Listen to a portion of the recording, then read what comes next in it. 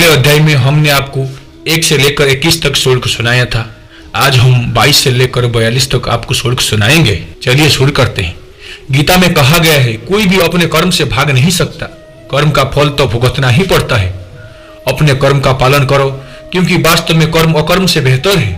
सही कर्म वो नहीं है जिसके परिणाम हमेशा सही हो, अभी तो सही कर्म वो है जिसका उद्देश्य कभी गलत ना हो। इंसान हमेशा अपने भाग्य को कोसता है, यह जानते हुए भी कि भाग्य से भी ऊंचा उसका कर्म है जिसके स्वयं के हाथों में है। बिना फल की कामना से किया गया कार्य ही सच्चा कर्म है। ईश्वर चरण में हो समर्पण वही केवल धर्म है। ज्ञानी व्यक्ति ज्ञान और कर्म को एक ही रूप में देखता है। ज्ञानी व्यक्ति को कर्म की प्रतिफल की अपेक्षा कर रहे अज्ञानी व्यक्ति के दिमाग को अस्थिर नहीं करना चाहिए। अप्राकृतिक कर्म बहुत तनाव पैदा करता है। किसी और का काम पूर्णता से करने से कहीं अच्छा है कि अपना काम करे, भले ही उसे अपूर्णता से करना पड़े। अच्छे कर्म करने के बावजूद भी लोग केवल आपकी बुराइयां ही याद रखेंगे, इसलिए लोग क्या कहते हैं इस पर ध्यान मत दो, तुम अपना कर्म करते रहो। कर्म उसे नहीं बांधता जिसने काम का त्याग कर दिया है।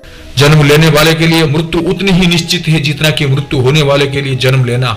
इसलिए जो अपरिहार्य है उस पर शोक मत कर। आत्मा किसी काल में भी ना जन्मता है और ना मरता है, और ना ये एक बार होकर फिर अभाव रूप होने वाला है।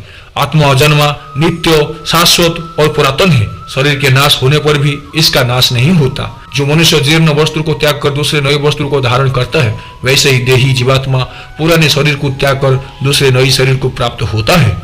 जो आत्मा को मारने वाला समझता है और जो इसको मरा समझता है, वो दोनों ही नहीं जानते हैं, क्योंकि यह आत्मा ना मरता है और ना मरा जाता है। वो जो मृत्यु के समय मुझे स्मरण करते हुए अपना शरीर त्यागता है, वो मेरे धाम को प्राप्त होता है, इसमें कोई संशय नहीं है।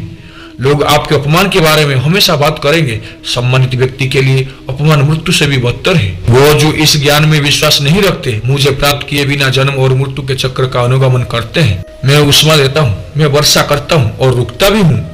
मैं अमृत भी हूँ और मृत्यु भी। व्यक्ति जो चाहे बन सकता है यदि वो विश्वास के साथ इच्छित वस्तु पर लगातार चिंतन करे। जब वे अपने कार्य में आनंद खोज लेते हैं तब वे पूर्णता प्राप्त करते हैं। आज के अध्याय में हम यहीं पे विराम लेना चाहेंगे। अगले अध्याय में हम आपको आगे की और श्लोक सुनाएंगे। अगर आप हमारे चैनल में पहली बार आए हैं तो सब्सक्राइब कीजिए, ताकि ऐसे ज्ञान गंगा चैनल में आपको ज्ञान मिलते रहे। आज के लिए हम विदाई लेते हैं। जय श्री कृष्ण।